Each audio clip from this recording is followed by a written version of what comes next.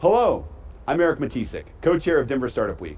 Last year, we were able to bring the global audience together for Denver Startup Week, and this year, we're excited to welcome that global audience back as we celebrate and showcase the best of entrepreneurship that the Denver ecosystem in Colorado has to offer, in Denver and beyond. There are lots to explore this week, but most importantly, we're excited that you're joining us. We have nearly 50 sponsor companies who contribute to make Denver Startup Week possible. Let's show our love for these companies today and all week long.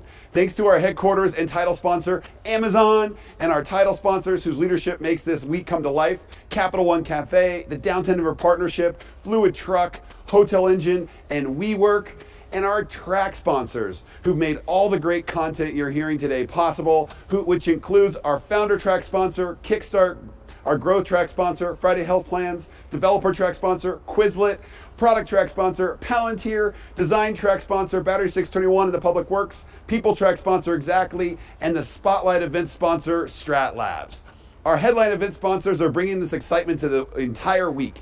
Thank you to B-Side Fund, Colorado Public Radio, Comcast, Coors Brewing Company, Denver Pavilions, Entrepreneurship at the University of Denver, Gusto, JP Morgan Chase, Method, Moss Adams, Pi Insurance, Promontory Mortgage Path, Red Bull Basement, Southwest, Tattered Cover, and the VF Venture Foundry. Finally, thank you to our sponsors and member sponsors who are listed on the screen, and thank you for your support of Denver Startup Week. Now, let's get to it.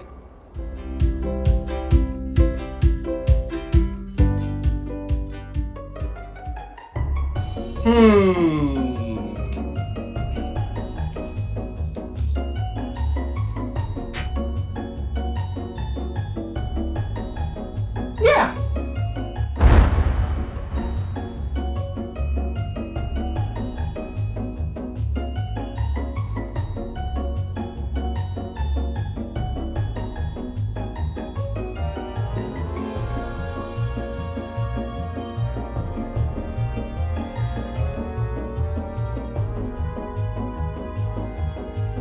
Hey boss, Mountain West Q2 forecast 2.3 million.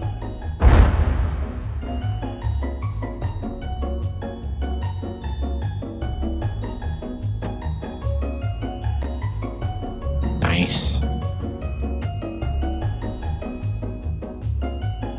Are you kidding me? Come on.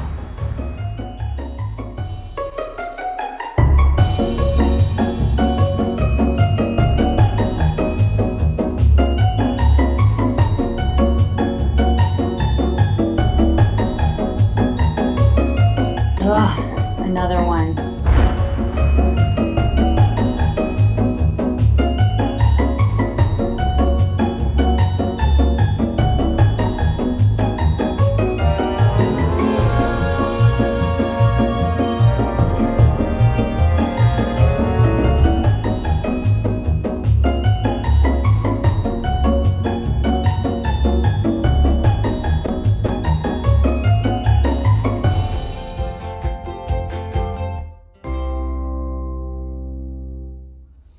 Hello everyone, welcome to Denver Startup Week. I'm Ashley. And I'm Emma. We are the People Track co-chairs and members of the Denver Startup Week Organizing Committee.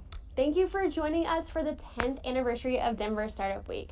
At Denver Startup Week, we strive to make all of our sessions a space where attendees can connect, learn, and grow, regardless of age, gender identity, gender expression, race, ability, or sexual orientation.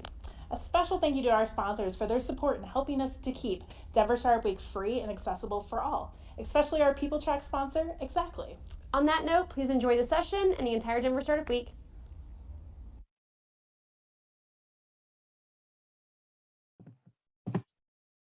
I think that's our cue. Hello, everybody. Michael, feel free to come back on audio and video. Welcome.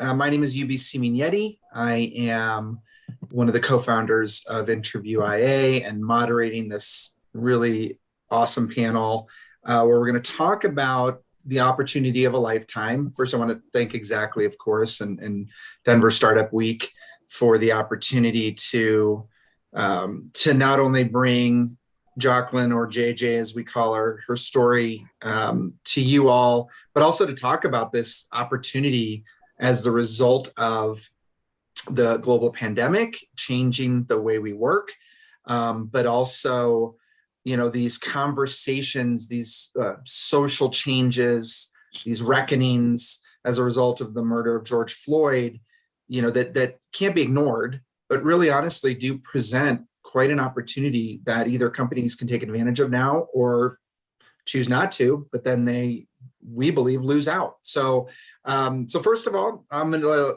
kind of pass around the baton so we can do introductions, and then we'll dive in. So I'll start with to my right, Mr. Joe Thurman.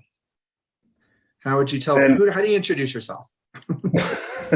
I'm Joe Thurman, co-founder and CEO of Interview IA. So I get to work with the great JJ and UB, and I've known Mike Hess for quite some time as well, so as a partner, but been in talent for 15 years, really focused on changing the way that companies approach building teams, having a more equitable approach to that. And so we talk about equitable, ethical, and effective interviewing and hiring, and that's my passion. That's what I do, and happy to be here. Thanks for setting this up. Indeed. Maybe we should all go with initials. I'm UB. We got JJ, JT, Mike. I don't know what would yours initials be? BA. BA. Okay. Yeah. Sold. Well, on that note, continue that intro, please. Hi, everybody. I'm Mike Hess. I am the executive director and founder of a Denver-based nonprofit, truly making a global difference now, called Blind Institute of Technology, BIT. There's some more initials. BIT, we are a nonprofit staffing agency. We help small brands like JP Morgan Chase, Salesforce, Allstate, CVS, and many others with their hiring initiatives in and around professionals with disabilities, very specifically. So we've been around for almost 9 years now, and I'm thrilled to be here. Thank you for having me, Baldo. Thank you. And last but not least, Joplin Johnson. So this will be a good segue into kind of the start of the conversation, but please tell us about you and tell us about kind of your journey of these last 6-9 months. Absolutely. Hi, everybody. I'm Joplin Johnson. I go by JJ. I'm the client success manager at Interview IA. I've been here since May and have been loving every moment of it. I have a background of over a decade with logistical / client management, and this really presented a very unique opportunity to me. At the start of the pandemic, unfortunately, I was laid off. I was in an industry that you had to be face-to-face, and with outside closing, it just really didn't give me that opportunity to really excel at that. And it was completely understandable. And so at that moment, I really started to branch off to see what fully remote looks like. I've been at job opportunities where, you can work from home when there's snow on the ground, or you can work from home if, some random things, but it was never just the culture where it was expected that you stayed at home and work. So I was really just looking for a unique opportunity. And because of that, I had to rebrand myself altogether.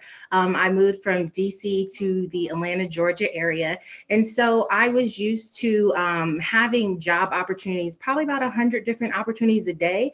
And I moved to an industry, or at least an area, that only had maybe about one opportunity a month. So after really just trying to reinvent, I kind of reworked my resume reworked that completely and realized it was a logistical base with client management. And so then I just decided, hey, let's start project management. And so one of the great titles to start in that is project coordinator. And so every single day on Indeed, I would apply to any and every project coordinator position, and I stumbled across Interview IA. It was a random opportunity, but I am so blessed and so grateful for them, because I was very apprehensive, just because about 30 or 40% of the job I was not qualified for. And I was completely honest about that. And I appreciate their transparency they didn't matter. They were looking for skills. They weren't looking for a person. They were just looking for, the skills that I had outside of my resume, the skills that, I just have as a person, and just general alignment. So I really appreciated that, because I just love helping people, and I've had a unique opportunity to help people now. I love that. I love that story. And we're going to dig into kind of the part 2 of that and the impact of your story here in a little bit. But what it represents truly, in my opinion, is this unique opportunity for so many more people to get an equal opportunity at a job that they never would have had before.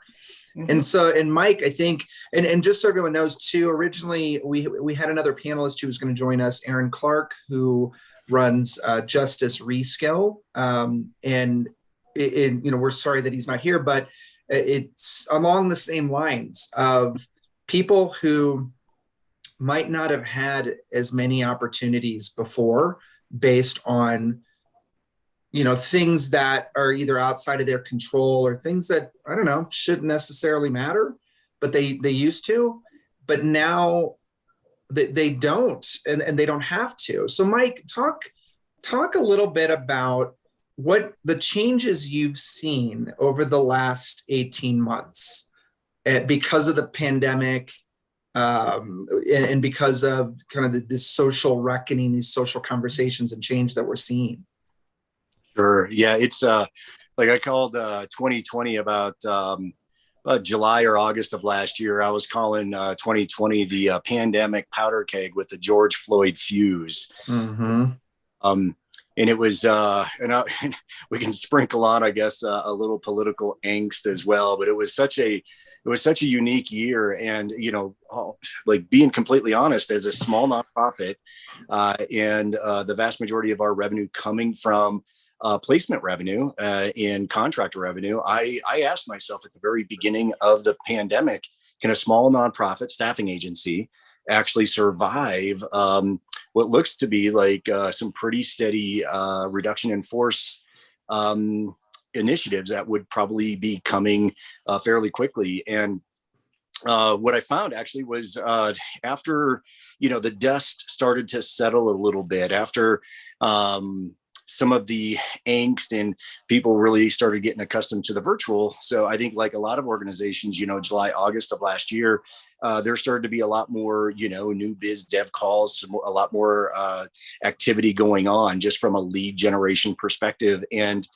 we, since, our sole mission is professionals with disabilities, we actually leveraged the very unfortunate, murder of George Floyd with organizations who are really interested in talking about inclusion efforts. And what we asked them to do is say, hey, as you're having these inclusion conversations, can we ask you to be a bit more inclusive with your inclusion conversations? And so, just to use a camera or photography metaphor, like, can you open your aperture up just a wee bit, right? And understand that there's this other community out there that is also completely marginalized globally. I don't know if anybody watched the Paralympics this year, but it was, phenomenal numbers. Like 15% of the world's population identify as a person with a disability. It is not a small number whatsoever. And yet the unemployment rate here in the United States is egregious, and it gets worse as we look out globally. So again, leveraging the, diminish, the Black Lives Matter, any of those initiatives, but again, asking organizations to think a little broader with their inclusion type efforts. And since August of last year, I mean, over the last calendar year, it's been absolutely amazing with organizations that are truly aiming to walk the talk when it comes to inclusion efforts. Yeah, and it's really interesting, right? I mean, a lot of these, there was this wake up, starting with kind of the diversity and inclusion conversations. Joe, like when you talked to a lot of executives, a lot of leaders last year, what was unique about some of those conversations as it relates to diversity and inclusion? Like, what changed in your mind from pre to post pandemic, post George Floyd? Yeah, I mean, I think the interesting thing is it was I'll use the word perfect storm. It's not the right way to say everything, but so much happened in such a short period of time that it forced organizations to rethink how they even consider or think about or plan for talent and plan for building an organization. And whether it was because of the pandemic or whether it was because of social conversations that were challenging them to think bigger, it was hitting executives on every front. It was hitting leadership on every angle. And that accelerated change, because if it wasn't one thing that hit you and resonated, it was something else. And so everything started to combine to really force companies to just revisit how do we approach the strategy of building an organization. And no company could avoid it. No company globally could avoid this. Mm-hmm. So it was something that just created such a groundswell, such a loud noise that you could no longer ignore that there's a better way. And it didn't mean that you had to know the better way last year. It just meant you were forced to find a different way. And that lasted long enough, in my opinion, of people having to try to find a different way to build the teams and keep companies alive and keep employees and hire new people. It lasted long enough that we started to uncover the better ways, right? So if it would have snapped back in a month or 2 months, we would have just went back to normal. But it went on for so long that we actually had to innovate. We actually had to create new ways of being and building. And to Mike's point, opening the aperture, and the conversation lasted for a long time. To JJ's point, moving to different regions, but being able to still reach back into other markets and figure out what does the future of work-life integration mean. And I think it was time and so much change forced everyone to have this conversation in some way, shape, or form, which I think is something we've never seen before. It forced change upon us. JJ, so as we start to define this opportunity, can you help us define it a little bit from the kind of the job seeker perspective? And I think what I'm looking for is, how is this opportunity post all of this? How has it forced job seekers to think differently about what they're looking for, to think differently about who they are as a person? Does that question make sense? Absolutely. I think, initially it really forced me into remote life because outside just wasn't safe. You couldn't tell me how, this pandemic was spreading. You couldn't 100% tell me what not to do. They were all guidance. But at the end of the day, it just at one point just wasn't safe to leave your house. So you have to think, okay, we all need resources. We all need, some form of employment or income. We all need essential needs. So how do we think outside of that box? How do we try and, either reinvent ourselves? I saw that even from a job seeker perspective, there are a lot new businesses now. Despite the pandemic, entrepreneurship is through the roof because everyone had to become their own boss. So it just gave a very unique opportunity to excel in other ways that you might not have even thought about. And all the different areas and identities that you intersect, right? There's quite a few. Did all of this sort of change how you viewed those intersections and your own identity? Oh, absolutely.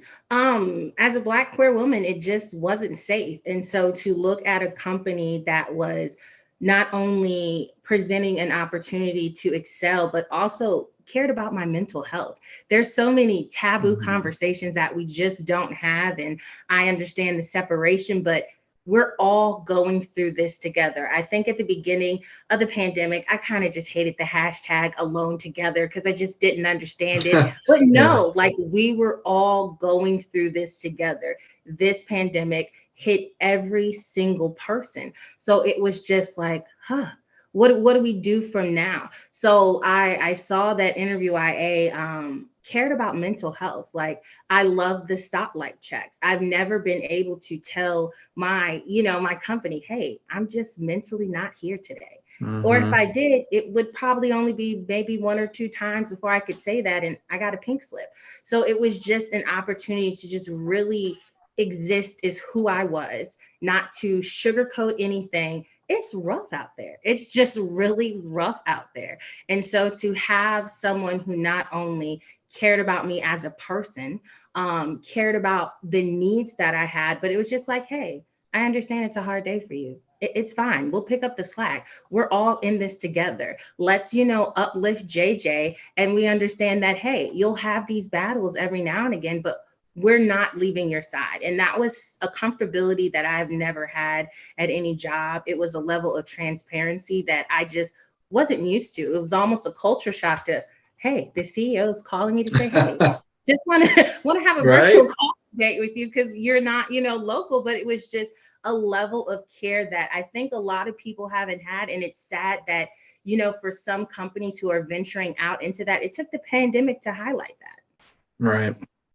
Mike, do you think, have you seen hope maybe rise in the people with disabilities community? Well, another key, yes. The short answer is yes, because another, Joe had already touched on this, the global implications of what happened with the pandemic. And truly another, again, it's not the right terminology, but another kind of some more icing on this proverbial cake was the fact that there was a global experiment that took place starting in 2020. And that was that remote work can actually be productive work. Yeah. And there are a lot of companies they're committing, full-time, remote work for vast majorities of their teammates, right? And so for professionals with disabilities, and as a blind person, like I happily and gladly took 3 buses, an hour and a half each way to get to a job that was 10 miles away because it was my job to provide for my family, and I would do that. However, it was just so easy now for us to talk about like, okay, well, there's one less obstacle in the way for professionals with disabilities. And so many platforms, I mean, starting with Zoom, right? Like Zoom is, and we as an organization, we were already a Zoom environment. So when it was time for us to, we would meet in the office, once or twice a week, but we were already mostly virtual. And so it was already so easy for us to turn the key and just say, nope, we're 100% remote. We already had Zoom in place. We already had Google Meets in place. We already had all these platforms, these collaborative tools, utilizing Slack, utilizing Salesforce. Everything was already cloud-based for us. So moving to 100% virtual was easy for us. And so other organizations are realizing like, oh, and you're actually seeing, not in all cases, but many cases, teammates are even more productive because they can focus. And, when they take a 15-minute break, maybe they do something around the house and, but they're a lot less stressed and they're productive. And so, leveraging, this situation, I think it's really good for professionals with disabilities. Well, and I'll layer something that you said, Mike, that's super interesting, right? So early in my career, you were around 16 years, and I was trying to get a better job, but I lived an hour south of Denver, where all the good tech jobs were. And early in my career, I had to weigh options of that's expensive to commute and pay all that gas for commuting back and forth every single day to the office, while you're trying to get into a career path that you're not currently in and all these other types of things, even though you have the skills. And think of so many other people who have that, right? The single parent who can't afford to add the hour and a half block to each side of their day. So both the company miss out on that talent and the talent misses out on that opportunity. And so something like what you just said about do you have the ability to get to this job, this transportation thing that's been taken off the table for certain remote jobs. But in every industry, certain walls that I think were false walls have been brought down, right? Whether it was, well, I only want to hire in my city or in my state. And if we would have done that, we wouldn't be working with JJ, right? Yeah. Or you have to have industry experience. And now when companies are like, well, we can't find people with industry experience, so let's tear down that wall and let's find someone else. Or you have to have this certain ability. But now, to your point, Mike, well, actually, no, that you can have a different ability. I think these false walls fell down, or people had to challenge them or go through them in order to keep building teams. And I think that that's when you say opportunity of a lifetime. It's amazing how, if we really embrace this in all industries, there's some amazing ways that companies can come together. People with like mindset who want to have a huge impact on the world can come together. And these faux walls that we've put up over decades of how to hire and how to build a team have been challenged, which is exciting. Yeah, my question to that, my follow-up question to that is, even so, all these walls are falling down. Joe or Mike, have you guys had conversations with leaders who still like they don't get that, they don't see the opportunity? And what are those conversations like? Well, so what's interesting to us, there have been some major Fortune 500 brands that we've talked to about in inclusion efforts to include professionals with disabilities. And I'm not going to name the brands, but you would be amazed at how many of them come to us and say, yeah, it's just, people with disabilities just aren't on a roadmap. We're really focused on brown and black people. And I kid you not, that's what they tell us directly. And Wow. I come back to them and I say, well, what if we find you blind or deaf people who are brown or black? Like, Yeah. because guess what? Disability isn't just one. I don't know. But I've to answer your point, like, I'd love to say like the whole world has, I love that false walls, because it really is our own, it's people's individual mental walls that are blocking all that. I love the way you phrase that. But we've been amazed at, literally Fortune 500 brands who have just come back to us and just, and we even got it on email. It's crazy, but that's what they tell. So I like to say that, and I've always said, like, I conservatively, if 10% of the Fortune 10,000, right, it's still a big number, embrace professionals with disabilities community, like, we could really move the needle, right, with just 10%. And I think we're getting there. I think we're at 2 or 3%. But there are still some false walls out there. And a lot of it is with the ability status, not exclusively, because again, relationships, orientation, and ethnicity, there are still a lot of, again, false walls. I love the way you phrase that, Joe, that we still have to break down. But I think, the momentum is building. And again, as organizations start to lose out on talent, I think that's when they're going to jump on this bandwagon. Yeah. I think there will reach a tipping point. Yeah. I would echo that and just add the fact that I think we continue to see trends that candidates are in control, and that's just the reality. And I think there used to be this ebb and flow of, people used to talk about it like the housing market. It's a buyer's market, it's a seller's market. It's not like the housing market. Like, I don't see it swinging back anytime real soon, that it comes back to employers being in a position of power. And part of that is just the opening of everyone's minds to what a different world actually looks like, what work-life integration looks like. To JJ's point, what mental health and finding companies that care about my mental health looks like. Me caring more about my mental health than maybe my career, and people making those choices. And so I think candidates understand that there are more options than they thought they had. And some of that was just because they were forced into other options.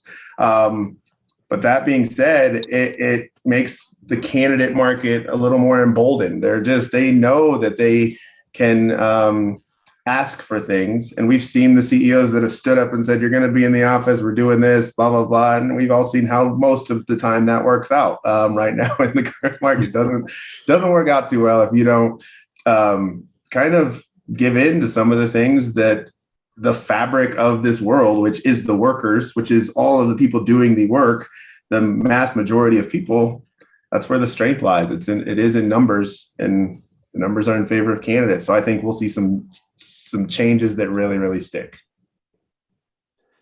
What are some of the tactical things that you all have seen work to that companies have been doing, or that you've been helping companies do to take advantage of this opportunity? because it is one thing to kind of just define it and recognize the opportunity, but it's sort of a whole other thing to now put in place processes and procedures to actually make it happen. And so what are some approaches, what are some solutions that you all have seen work that you're providing to clients, or that where they can actually start to take advantage of this? I think that's kind of what Interview IA does. Joe, I'd love to hear from you, because this is a perfect segue for Interview IA. Well, and this is not, to be clear, this is not a sales No, thing, I get right? that. Like, but yes. Totally get that, yeah. Yeah. No, I mean, I can speak to it. I think we're all in that neighborhood, and obviously JJ touches every single one of our customers and hears how they're thinking about this every day. And so I'd love even her thoughts on this. But I mean, overall, yeah, it is. I will say kind of what I think about every day is equitable treatment of people. How do we, and so that's one thing. And the second thing is focusing on meaningful connection. We got into this very transactional way of hiring, right? And we're seeing that. There's articles all day about how there was a really interesting article by Accenture, and I forget who co-authored it, but it was like the 8.8 million invisible workers or something. It came out last weekend. But the whole point of the article was all of the people that ATSs weed out based on some weird thing that is in their resume, like a gap in the job or whatever. So it was like these people never actually touch a human. But the conversations I'm in are people focusing on how can we screen in more often? How can we invite more people into the conversation to apply for our jobs? And then our philosophy, and I can hand it to JJ, but our belief is really, how equitable can you treat these people when they show up and really want to connect with your brand, want to connect with your team, want to connect with your leadership? Because that's how we actually do build great teams, how we actually do build great organizations, is that connection. And what JJ was describing in her story of looking past something that maybe someone doesn't have, because you're looking at all the amazing things that they do have, which far outweigh something that old wall that we might have had up of someone's ability. So I got a little long-winded there, but I think it's really around inviting more people in, meaningful connection, and equitable treatment of people through a process when they're trying to find new work. Am I frozen, or can you guys hear me? No, you're good. You're good. I was JJ. What have you seen? And to Joe's point, like, you're talking to the people, like they're who are doing this every day or trying to. What are you finding? I'm finding that a lot of people are struggling with retention. I'm finding that a lot of people are struggling with diversity, specifically trying to hire people of color. It's hard at times to get that position either out to them, or either they're just not applying. So it's like Joe said, finding that equitable chance where everyone gets an opportunity. I tell a lot of people, how are you critiquing their resumes? A lot of people will look at resumes and it's the whole, you got to have 5 years, you got to have a master's, you got to have so many bullet points, but someone can have all of that and still not be able to perform that job. What are the abilities that you're looking for? What are the soft skills that they need? What are the culture that you have? So that way you're informing the candidate from day one what they'll be experiences. Because a lot of jobs, unfortunately, will tell you one thing and then you get into the position and it's completely different. And so then you have these candidates who have this completely culture shock because they had no idea. But when you have that standardization, when you're letting them know not only why you're asking the questions for the interview, but asking the questions for the company and for the culture, it gives a whole different outlook and it gives you a whole different pool of candidates. JJ, I'd be curious from you. So I know, like, within the people with disabilities community, a lot of times kind of a technique of, like whether or not an organization even embraces people with disabilities, we just go look at their communication, right? What are they publicly portraying? So, and if they don't have anybody with any kind of ability status, if they don't even mention it on any of their social handles or anything like that, like, we know that it's not going to be a place for us. Like, from your standpoint, JJ, how relevant is that as you said, you identify, African American and queer. Like, what is that? Is that a for real way for communities to look for embrace organizations?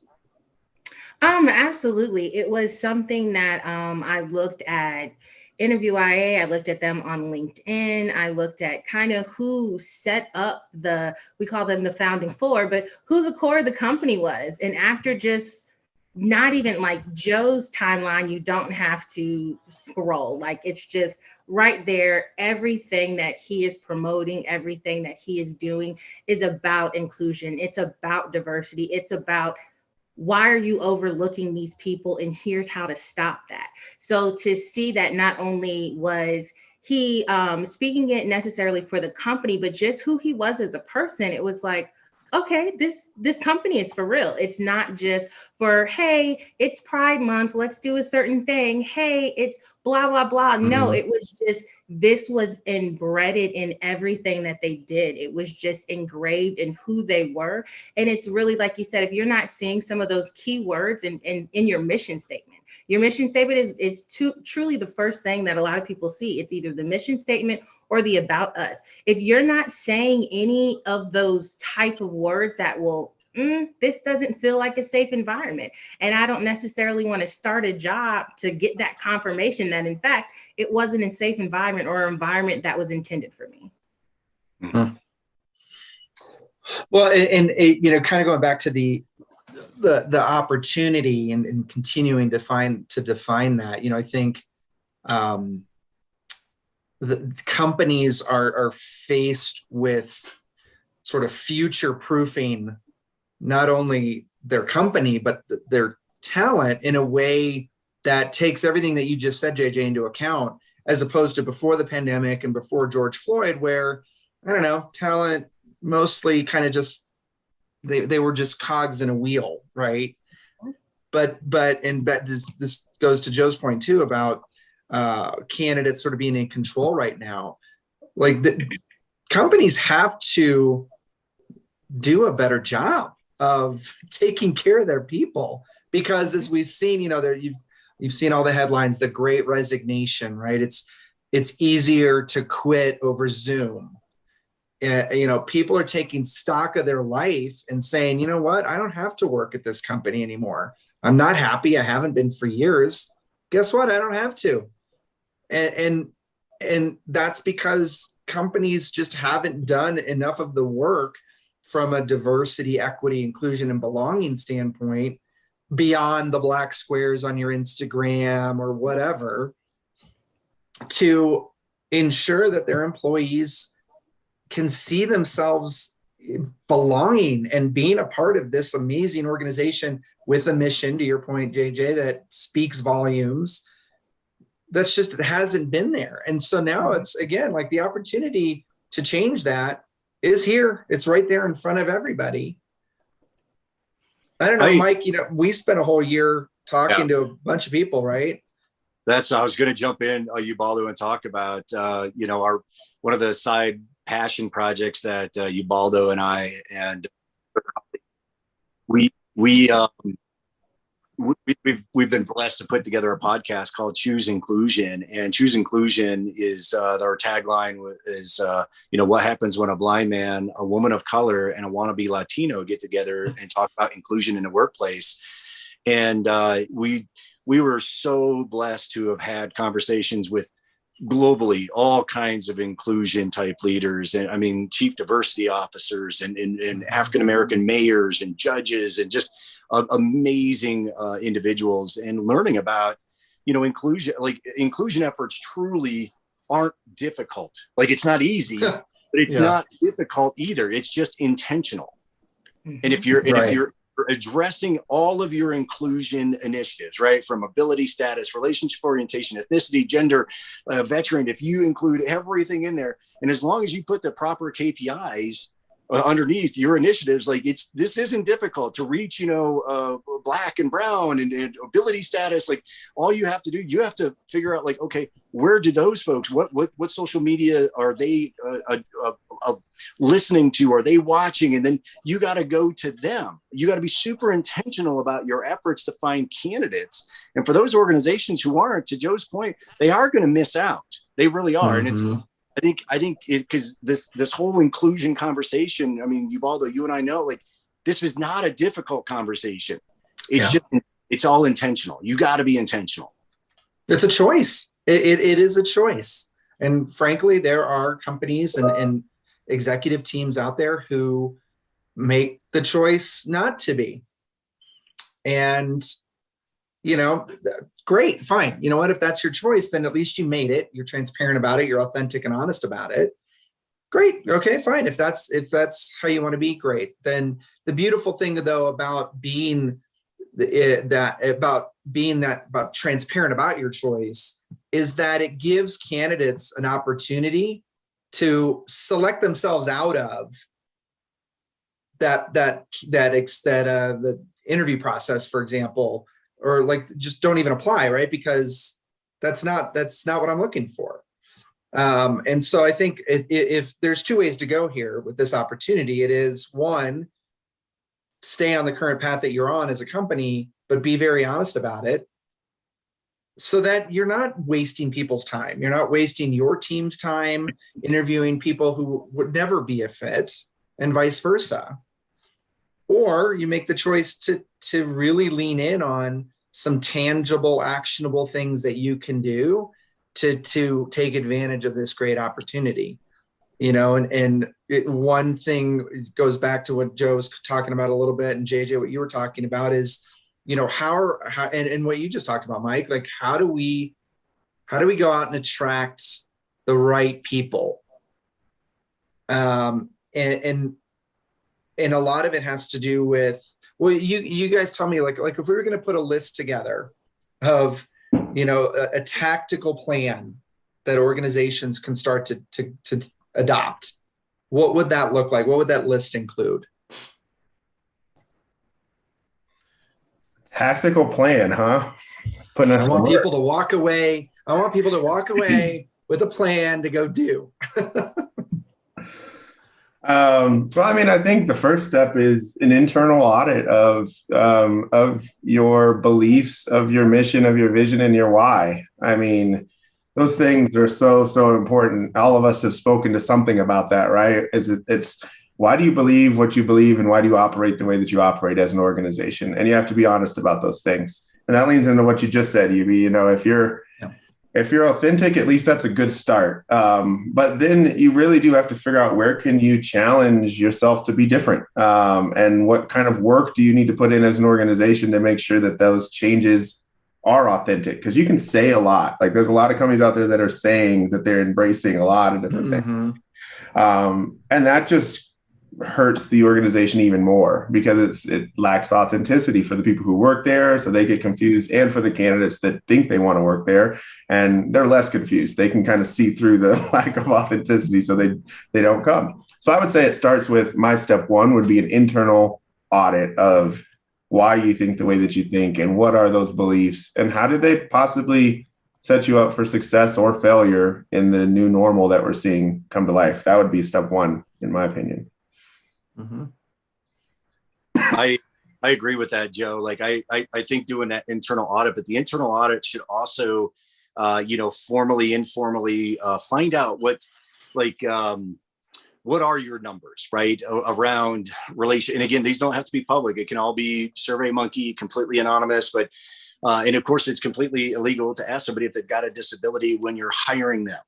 However, again, like disability isn't always blindness. It's not deafness. It's not just in a wheelchair. The leading cause of disability globally is depression and anxiety.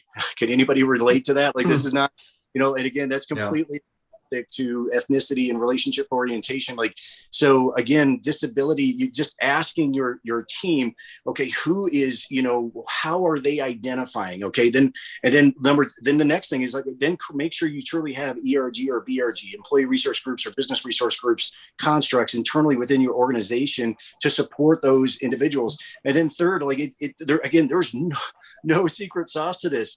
Have KPIs. Say, okay, we're going to be intentional about reaching out to communities that maybe, we're not just going to go to the Ivy League schools anymore, the D1 schools. We're going to actually go to the HBCUs. We're going to actually go to organizations that are absolutely about these different demographics. Like this, again, there's no rocket surgery to any of this. It's intentional. And to your point, like you're either being authentic either way. But to me, when you find somebody who's not like being intentional about this, they're actually being intentional about. They're intentionally saying, yeah, absolutely. And that's where the power of candidates comes in. Like, okay, so I hear you. I don't matter to you, and that's okay. And for me to say like only 2 or 3% of the Fortune 10,000 companies care about me as a blind employee, that's fine. I know where I'm heading then. Well, and back to your point about what questions you can and can't ask, right? Like, what are some ways? One of the simplest ways that I think you can address that is to say, what do you need to be successful here? Like, how is it as an organization, as your potential hiring, team manager, whatever, what can I do to support you? What's going to help you be your best self or bring your best self every day to work? I think that's it's a non-invasive way but starting to create a relationship, even in the candidate level. Why wouldn't you, right? Because I think that's also an important one too, is how are you treating every candidate? To Joe and JJ's point, if we're treating every candidate equally, just because you're hiring one doesn't mean you don't have the opportunity to potentially hire someone else from that same candidate pool at some point down the line, or for another role in the company. But if you don't treat them that way, then they're going to go off and tell all their friends to never interview for your company. Like, why would you? They don't care about me as a person. So I think that's another way. What else? What else is out there? And there's also a question we'll get to in a second here, but what else should we add to the list? JJ. I think honestly, after you've done all of your internal audit, you really just need to look at your interviewing process. Like, a lot of people will have interviewers who have never interviewed, and that's who's bringing talent into your company. That doesn't make sense. And so if you don't have that standardization, if all your candidates aren't getting the same experience because they're not getting the same questions, then it's just, how can you even compare apples and oranges? You can't. And so now you're just selecting these people, arbitrarily, and that will never get the retention that you want. That will never get the candidate that you want. So once you really start to lean in on what is our interview process and how can we standardize it? How can we include everyone in it? Until you're doing that, a lot of it is just going to be missing the target. Yeah, that's a great one. Well, I want to throw this question out to everybody from Cindy in the audience. How do candidates identify companies using the prevailing thought to screen out instead of in? It's a good question. I think the communication is like what JJ's talked about earlier, like, finding, you just got to look at what their external comms all looks like. So for organizations who are really looking for that in, like, they're going to be super vocal about it, right? And if you're reading some of their comms and you're just not sure, then you're sure.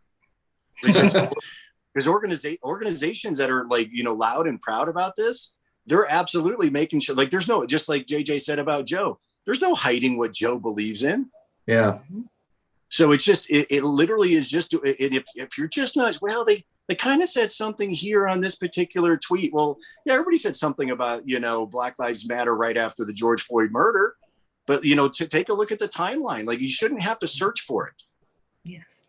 Yeah. The other thing I'd say that's a great tell is actually what JJ was just talking about just now, right?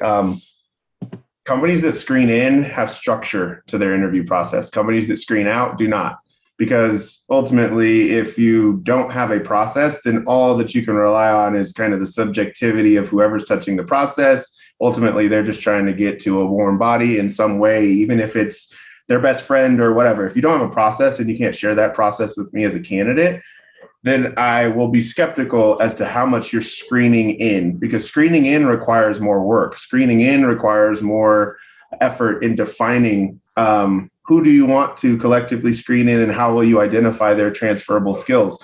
So if you haven't done that work, then you're by default likely screening out. So a simple question of, what does your interview process look like for this role that I'm interviewing for? And can you send me the details of what it's going to follow? If they can do that, then it's at least an indicator that I would look for as to whether they're screening in or out. If they can't share it, they're probably just weeding people out to try to get to one as fast as they can. That's a good one. Yeah. Here's another question from Susan. Do you have recommendations for resources to share with company leadership to help them better understand the importance of this? I would say, Harvard Business Review has so many different articles. And if you just Google structured interviewing, things like that, there's 40 years worth of research out there around the fact that this is the best way to actually do it. It's the best way to start to avoid unconscious bias and conscious bias that we all fold into different decisions that we make. So I don't have a particular thing that I would say, besides giving our own company a plug, which I'm not going to do. Well, what about studies? I know, like Mike, are there any, studies and things out there as it relates to, when you actually have kind of a more diverse team of people, how that can impact the bottom line, for example?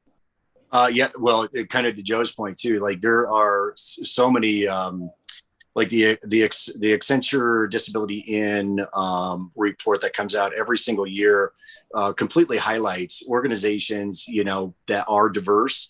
Like they're 28% higher net income than their competitors. Like this is, the statistics, right? Like this isn't, hidden data. It literally is just doing it's a leadership team, quite honestly, being intentional about saying, okay, so we're missing the boat here. Now let's give it to some of our, send it to some of your minions out there and just do, 30 minutes of research. Like in 30 minutes of research, if you don't uncover 4 or 5 resources that absolutely help solidify the reason why you want to do this, I'll be shocked. Yeah, I would echo. I wish we could say that the 4 of us had unlocked this amazing secret that we're sharing with the world today. But this is there is so much data, so much science, so much research that supports this, that companies are not blind to it. They are just, it is hard to put into practice if you're kind of stuck in your own way and you don't want to challenge things. But as far as understanding that diverse teams produce more, you have higher retention, it's more innovation that comes out of those teams, everything from how you attract talent. There's a ton of research around educational diversity. I kind of call it the gateway drug. If you can open yourself up to talking to people from educationally diverse backgrounds, it's really something that starts you down an amazing path to meeting great people, great talent that can impact your organization. If you just start to remove some of those old things, but to Mike's point, you spend 30 minutes and you'll find real research from amazing, great organizations, big and small, some of ours included, that have been looking at this, because this is all we do, eat, sleep, breathe. And then you throw Accenture and everything else, they're all looking at it. So. Well, and I think, Susan, pointing to maybe the root problem, which is, the leadership, any of us, right? Our own biases that are kind of getting in the way, that those false, walls that Joe is talking about that we put up for ourselves.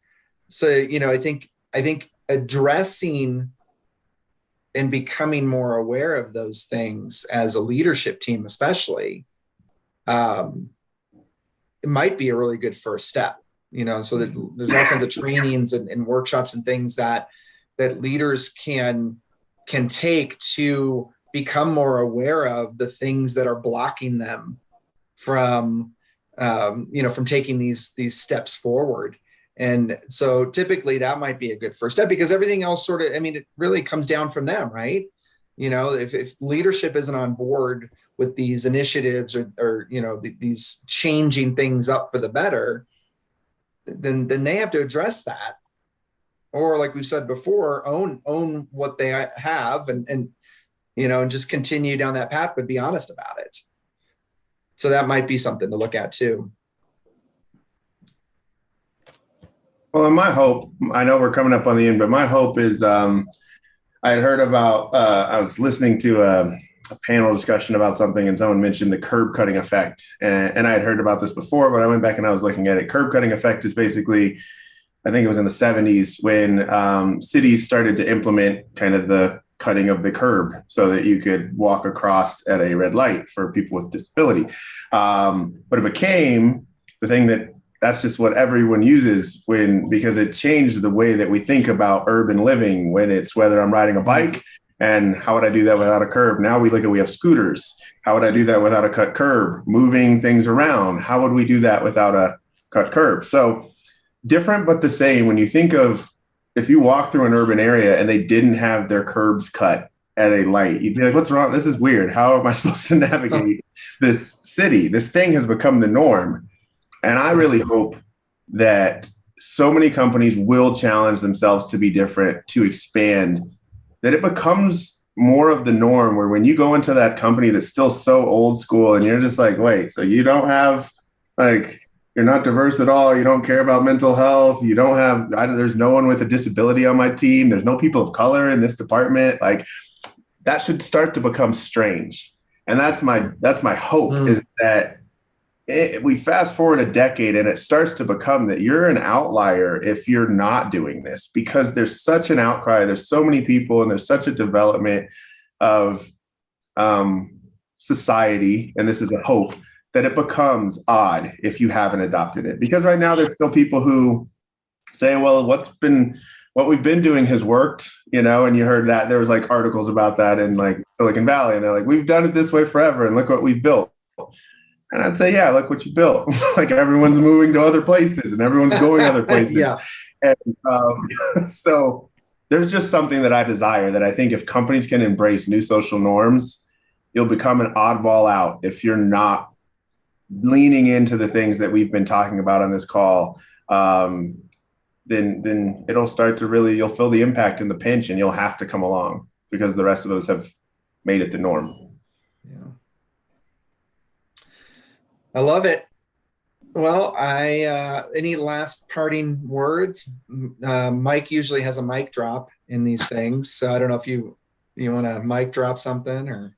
I'd love to hear from JJ. I've really enjoyed listening to JJ this whole time. So sorry, JJ, to put you on. No worries. Probably one thing that I could leave that was very unique for me with this opportunity through my candidate experience was give your candidates your interview questions in advance. I know it sounds like the craziest thing ever, but give your candidates the interview questions in advance. I say this because it removed anxiety from interviewing altogether. I felt like I had a dialogue. It did not feel like an interrogation, and it was just so refreshing and empowering. If you have a candidate who has the questions in advance and still cannot come prepared with enough notice, that candidate isn't for you. But it's a great way to give that power back to the candidates to say, this is your time to shine. Interviews aren't meant to be, I got you, let me trick you up. No, it's supposed to be a way to have an open conversation. And if you can have these open conversations with candidates from the beginning, it will really change the whole outcome that you have. Love that. And I'd follow that up, Ubaldo, with like, obviously, I'm clearly blind, but I highly recommend the blind technique when it comes to interviewing. Like, if you remove visually wanting to eyeball somebody, and I know there's great, things that come out of looking somebody in the eyes, but I'm telling you, like, I hear with the content that's coming out of somebody's heart every single time, because I'm not focused on visually sizing people up. So, for techniques that actually remove some of those false walls that Joe talked about, which are our own biases. And there are great, easy techniques in which to do that. And you can find teammates that you never thought you would before with some of these techniques, like JJ talked about in the blind interview technique. Love it. We got our mic drop. We got our JJ drop. We got a bunch of Joe drops in there.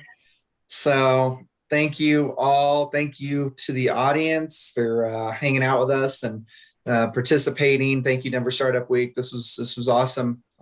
Check out the replay. Share it with your friends. All right. Thanks, everybody. Have a great